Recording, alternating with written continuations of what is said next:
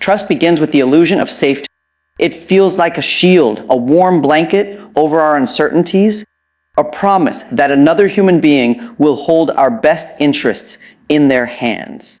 When we trust, we step out of isolation and into vulnerability, believing that someone else will treat our exposed selves with care rather than harm. And in many ways, that belief is necessary, even vital, for cooperation, for love, for any kind of social fabric to exist. Yet beneath the warmth, trust is an extraordinarily dangerous wager, because it rests on an assumption that is neither guaranteed nor controllable, the assumption that another person will not misuse the power we've just given them. You think about what trust really requires. You hand over pieces of yourself, your secrets, your weaknesses, your expectations, and in that very act, you surrender control. The other person now has access to information, to emotion, to your sense of security. And once given, those things cannot easily be reclaimed. A friend who knows your fears holds a subtle form of power over you. A partner who knows your vulnerabilities can either nurture them with compassion or exploit them at their worst. That dual possibility is what makes trust such a paradox. It creates intimacy, but it also sharpens the blade that can cut the deepest. This is why trust often feels like safety. Even though it is anything but, it allows us to relax, to open up, to breathe in the presence of another human being without the constant guard of suspicion. But that very relaxation is the risk. When your guard is down, you are most susceptible to being hurt. It is no accident that betrayal feels more devastating than an enemy's attack. If someone you already distrusted harms you, it confirms your caution. But if someone you trusted harms you, it does more than wound you in the moment. It shakes the foundation of how you interpret the world. It forces you to question your own judgment, your ability to discern who is safe and who is not. This is why children who are betrayed early in life, perhaps by neglectful or abusive caregivers, carry scars that are far deeper than the visible pain. Their very sense of reality is altered. If the people who were supposed to provide safety instead became the source of harm, then the child learns a dangerous lesson that trust is synonymous with danger. And that lesson echoes forward into adulthood, manifesting as walls of self-protection, an inability to let others in, or alternatively, a naive desperation to trust anyone in order to fill that primal void. In both cases, the root is the same, the illusion that trust should provide safety, when in reality it exposes us. On a psychological level, this illusion is almost necessary. Human beings cannot live in perpetual suspicion. It would exhaust us. To function in society, we have to extend trust to a store clerk, to a colleague, to a friend. Without it, every interaction would feel like a battlefield. And so we trick ourselves into believing that trust is stability, that it guarantees safety. But in truth, trust is not a guarantee. It is a risk we accept, whether consciously or unconsciously, because the alternative, complete isolation, feels unbearable. The human condition requires this leap of faith. And that is why it is so dangerous, because we must extend it. But every time we do, we play a game whose outcome we cannot predict. Now one might argue that without trust, love itself would be impossible. And that is correct. Love requires openness, and openness is trust. But here lies the paradox again. The same openness that allows love to blossom also allows betrayal to strike at its most devastating. That is why many people cling to the illusion of safety. They would rather believe in a comforting lie that trust guarantees nor protection than face the painful truth that trust is a a game in which the stakes are nothing less than our psychological stability. And perhaps this is the deeper meaning of the phrase trust is earned. What we really mean is that the risk of trust should be proportional to the evidence of reliability. But even then, no amount of evidence makes it foolproof. The person you trust today could still change tomorrow. Circumstances could shift, desires could override principles. Trust is not a contract carved in stone. It is a fragile, ongoing risk we accept each time we extend it. And it is precisely because of that fragility that it can never fully be safe. The real danger then is not simply in trusting others, but in mistaking trust for certainty. When you convince yourself that trust equals safety, you set yourself up for devastation because sooner or later, the game reveals its true nature. The only path forward is to see trust for what it truly is: a risk, a gamble, a choice to place your vulnerabilities in another's hands without guarantee. When you accept that, you are not safer, but you are wiser. And wisdom, unlike Daitsheish, the illusion of safety at least prepares you for the reality of human imperfection. So remember this: every time you trust, you are not stepping into certainty, but into risk. And that risk is what makes trust powerful, fragile, and profoundly dangerous. The next time you feel the warmth of safety and trust, pause and remind yourself it is not safety you're feeling. It's exposure disguised as comfort. Trust may feel like safety, but it is the most dangerous game we ever play. Because in trusting, we hand others the very power to define whether we stand whole or broken. Betrayal. It's a word that doesn't just describe an action, it describes a wound. A deep cut that doesn't always bleed on the outside, but it bleeds inside. Because when you trust someone, you don't just give them access to your life, you hand them a piece of yourself. And when that trust is broken, it's not just the relationship that shatters, it's your sense of reality that begins to crack. You think about it. When you tell a friend a secret, you're not simply sharing words, you're giving them a fragment of your vulnerability, a part of your soul. And when that same friend exposes that secret or twists it against you, it feels like theft. Not of money or possessions, but of safety, of intimacy, of dignity. That's why betrayal hurts so much, because it's not just about what they did, it's about what it makes you question your judgment, your worth, and even your ability to trust yourself. The worst part is not always the betrayal itself. It's the aftermath. It's the questions that gnaw at you in the dark. How did I not see this coming? Was I blind? Was I foolish? Did I deserve it? Betrayal doesn't only make you lose faith in the person who hurt you, it makes you lose faith in your own ability to discern truth from lies, loyalty from manipulation. And when that self-doubt sets in, it spreads like poison. The tragedy of betrayal is that it doesn't end with one person. Once it happens, it taints how you look at everyone else. If one person could stab you in the back, who's to say the others won't? And so you start building walls, high, thick, impenetrable walls. You become guarded, cautious, withdrawn. And yes, those walls protect you from pain, but they also rob you of life. They rob you of the joy of openness, the beauty of intimacy, the freedom of connection. That's the true danger of betrayal. It doesn't just break trust with others. It isolates you from the world, sometimes even from yourself. But here's where it cuts even deeper. Betrayal forces you to face an uncomfortable truth. People are contradictory. The same person who swore loyalty to you can, in a moment of weakness or selfishness, turn against you. The same person who saw you at your most vulnerable can weaponize that vulnerability.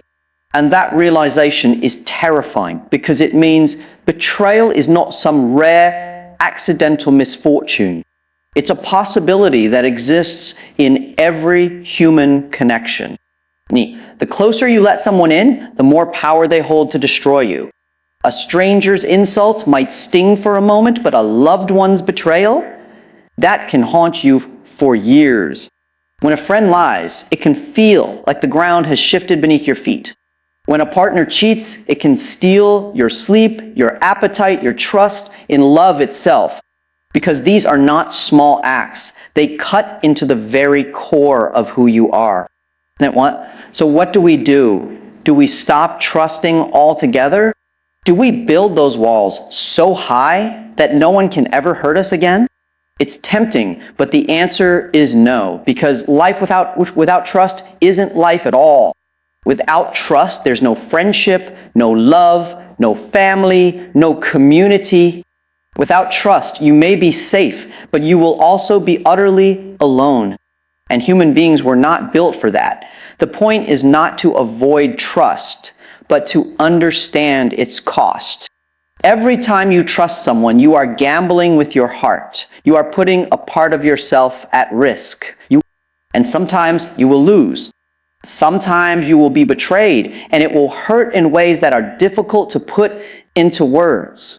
But that doesn't mean trust is a mistake. It means trust is a risk. And risks, by definition, carry the possibility of pain. But here's the hope. Betrayal does not have to define you. Yes, it leaves scars, but scars can be reminders of strength, not just wounds. You can carry betrayal as a burden, letting it twist you into bitterness and cynicism. Or you can carry it as a lesson, a teacher that forces you to see human nature more clearly and yourself more honestly. Betrayal teaches us that trust must be given, but it must also be guarded. That people are fallible, and so are we. That vulnerability is dangerous, but it is also the only doorway to genuine love and connection. So the next time you face betrayal, and you will, because it's part of the human story, remember this. The pain is real, and it is deep, but it is not the end of your story. Don't let betrayal close your heart. Don't let it turn you into someone who can no longer love. Let it make you wiser, not colder.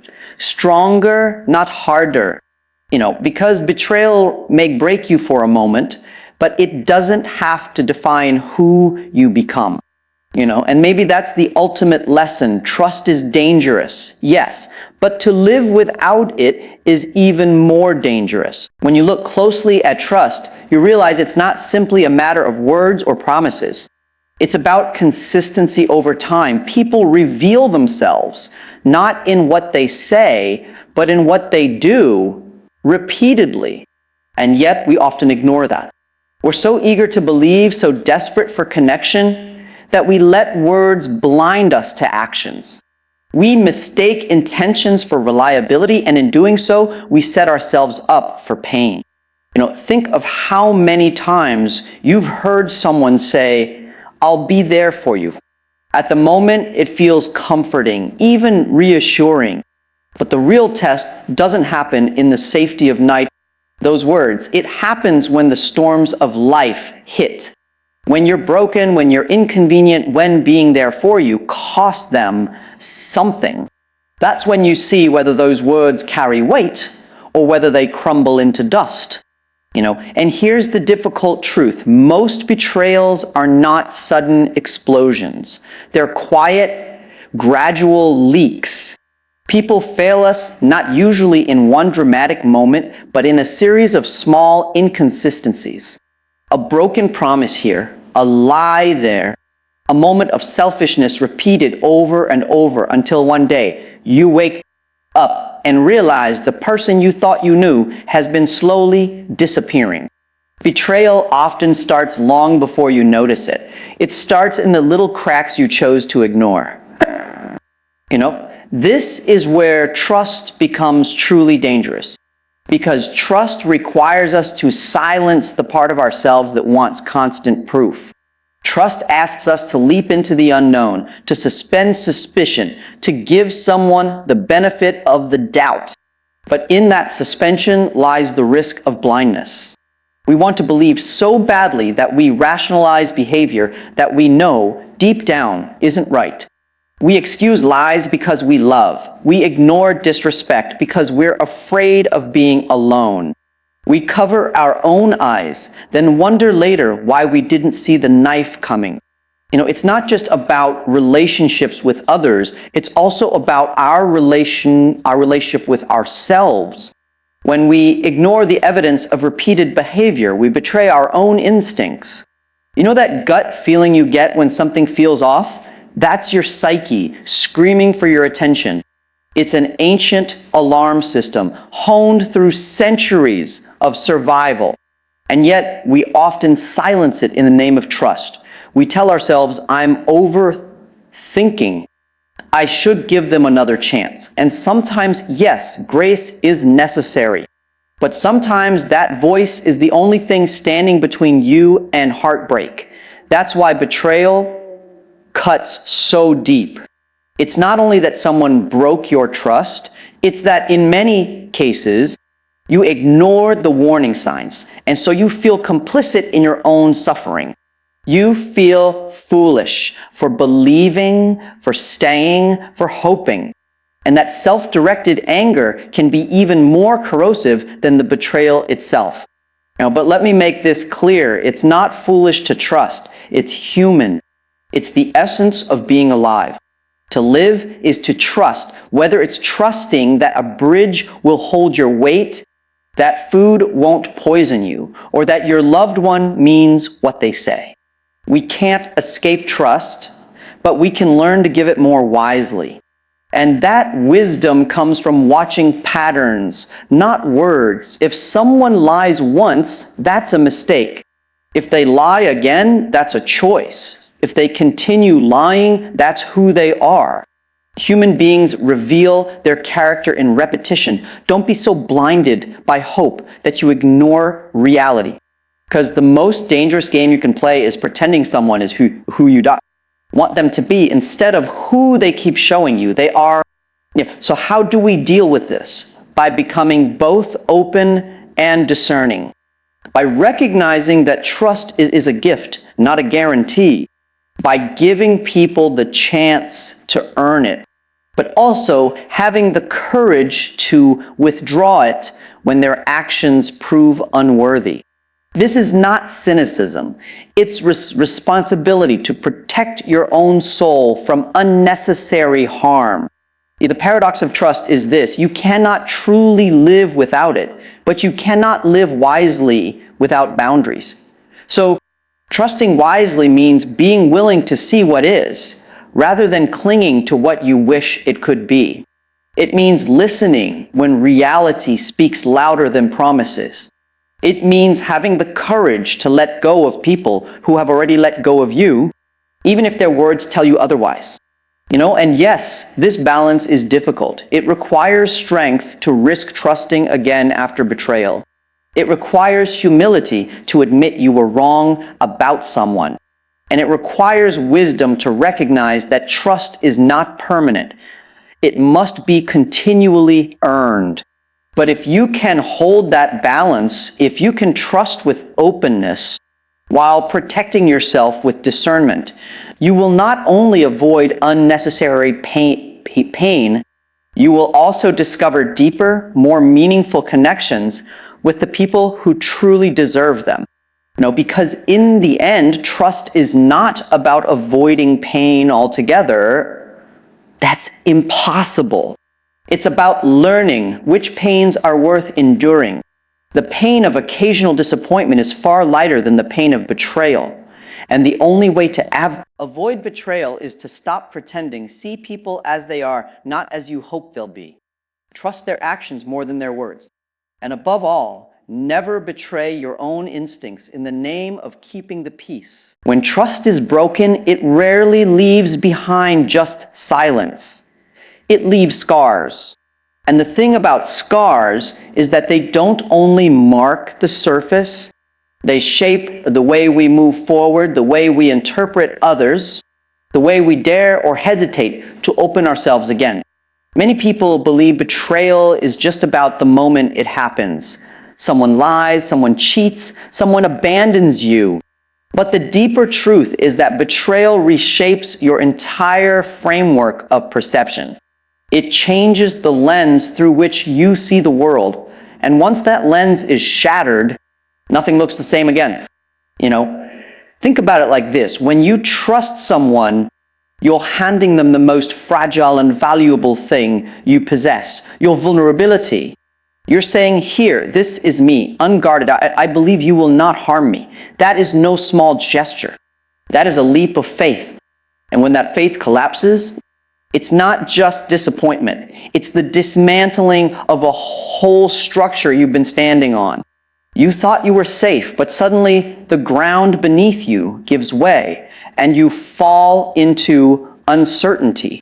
And psychologically, betrayal creates a fracture between what we believed about the world and what the world revealed itself to be. Before the betrayal, you may have believed people were mostly honest, mostly loyal, mostly well-intentioned. But after those beliefs are poisoned with doubt, you don't just lose trust in that one person, you lose a piece of your capacity to trust in general. You hesitate, you withdraw, you construct invisible walls around yourself, thinking they will keep you safe. And while those walls may protect you from further harm, they also cut you off from the richness of connection, intimacy, and belonging. There's also a paradox in betrayal that few people confront. The people who have the power to hurt you the most are precisely the ones you trusted the most. A stranger cannot betray you. They don't hold a position in your emotional architecture. Only those close to your heart can cause a rupture so deep. And that's what makes betrayal not just painful, but transformative. It forces you to confront the reality that those you thought incapable of hurting you are, in fact, capable. That realization changes you forever. Now, how does one live with that? Some people grow cynical. They decide never to trust again. They believe suspicion is safer than faith. Others swing to the opposite extreme, ignoring lessons and falling back into naive openness, as if refusing to accept the harsh reality. Both responses are flawed. Cynicism imprisons you in loneliness, while blind trust leaves you vulnerable to repetition of the same wound. The difficult, painful balance is in learning how to trust wisely. That means recognizing that trust will always carry risk. It means acknowledging that vulnerability is not weakness, but a necessary condition for love, for friendship, for human connection itself. To trust wisely is not to hand your heart recklessly to anyone who asks for it, nor is it to lock your heart in a vault where no one can reach it.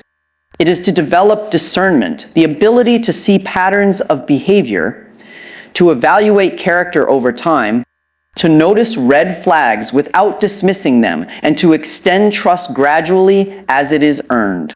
But even with wisdom, betrayal may still occur, and when it does, the response matters more than we realize. We are tempted to harden ourselves, to say never again. But if you let betrayal turn you cold, you allow the betrayer to win twice. First, by harming you in the moment, and second, by shaping you into someone less capable of love and connection. The more courageous act is to process the pain fully, to acknowledge it without denial, and then to decide that while trust is dangerous, living without it is even more dangerous. You see, trust is the foundation of every meaningful structure in human life. Families disintegrate without it. Friendships collapse. Communities dissolve. Nations crumble when trust erodes. To live without trust is to live in perpetual suspicion, and suspicion suffocates the soul. Yes, trust is dangerous, but so is oxygen. We cannot live without it, even though it can also fuel a fire. So when betrayal leaves its scars, the real task is not to deny the wound or pretend it never happened.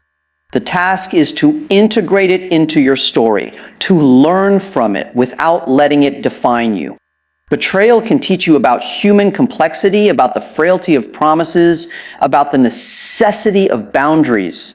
But it can also teach you about your own resilience, about your capacity to heal, and about the depth of your strength when you refuse to let bitterness consume you. At the end of the day, you must face the reality. Trust will always carry danger. But to refuse it entirely is to refuse life itself. It is a risk, yes, but it is the only path toward love, toward meaning, toward building something beyond yourself.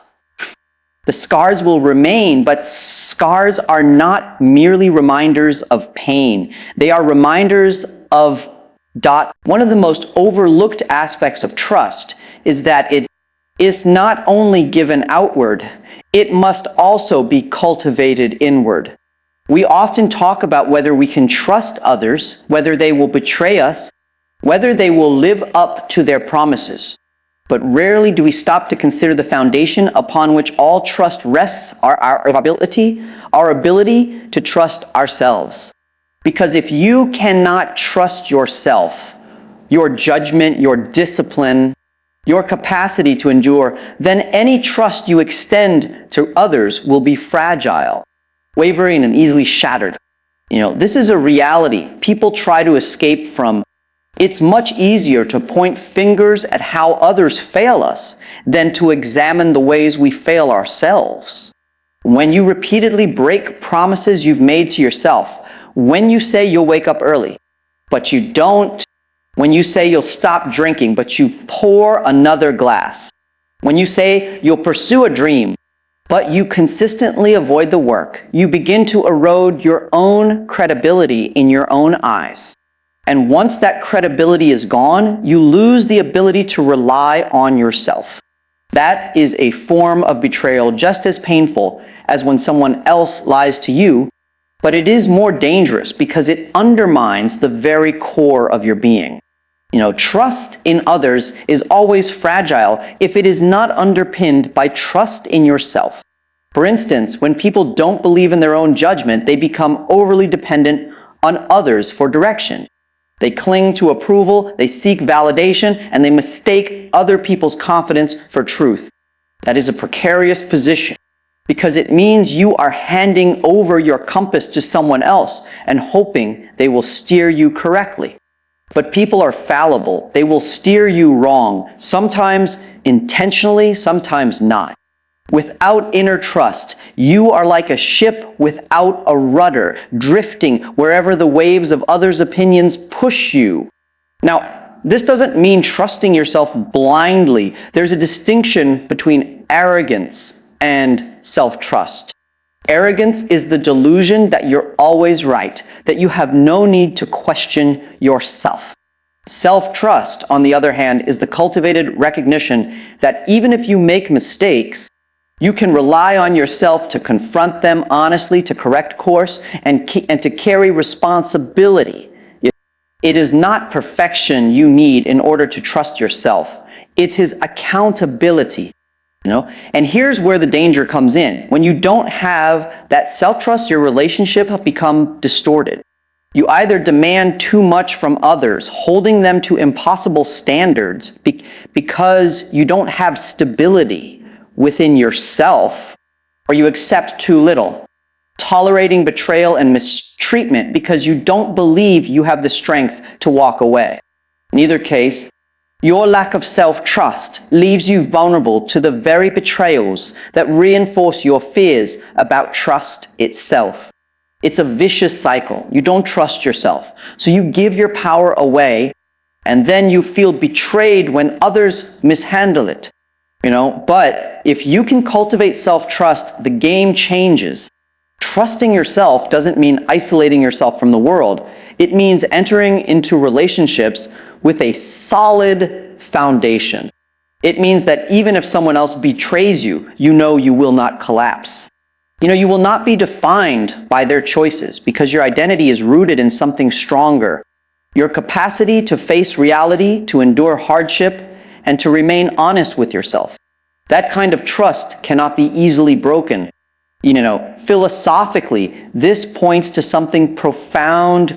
The most dangerous betrayal is not when someone else lies to you. It is when you lie to yourself. Because once you start doing that, you lose your anchor. You drift into chaos. And chaos left unchecked breeds despair. That's why honesty, discipline, and integrity aren't just moral virtues. They are psychological necessities. They are the bricks from which self-trust is built. This is also why building trust is never instantaneous.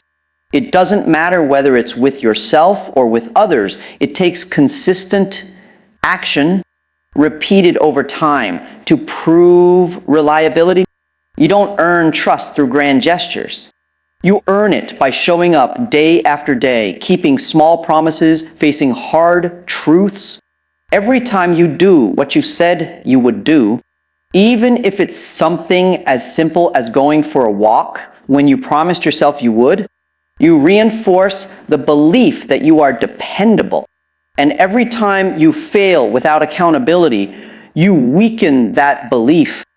So the question becomes, how do you live in a world where trust is dangerous, but also unavoidable? The answer begins with you. If you can establish a foundation of trust in yourself through honesty, discipline, and responsibility, then your capacity to extend trust outward becomes more resilient. You no longer trust out of desperation, nor do you avoid trust out of fear. You trust with strength, with discernment, with the knowledge that betrayal may wound you but will not destroy you. Because you will not betray yourself. At the heart of it, this is what makes trust both perilous and profound. It is not only a gamble on others, but a mirror held up to our own souls. And if that mirror shows us a person we cannot rely on, then no relationship, no community, no bond can truly endure. But if it shows us someone willing to carry responsibility, someone willing to tell themselves the truth and act upon it, then even when others fail, remain standing. The final insight is this: the real danger is not that others may betray you. It is that you may betray yourself and never notice until it is too late. Guard against that above all else, because if you can trust yourself, you can survive the betrayal of anyone else.